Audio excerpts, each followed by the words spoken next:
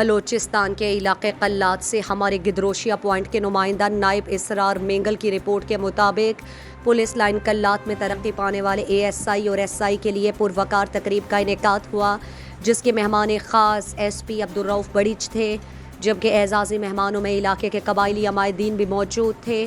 تقریب سے S P Abdul Rauf Barech, D S P منظور احمد مینگل، سردار زادہ نعیم جان دہوار، میر منیر نیچاری، میر قادر بخش مینگل، حاجی عزیز مغل اور دیگر نے خطاب کیا۔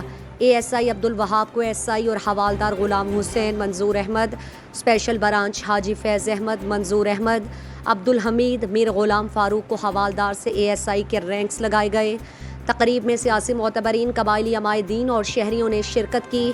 اس موقع پر مقررین نے کہا کہ ترقی پانے والے جوانوں نے دن رات ملک و قوم کی خدمت کی۔ پولیس ہر وقت عوام کے جان و مال کی حفاظت کے لیے اپنے فرائض انجام دیتی رہی ہے۔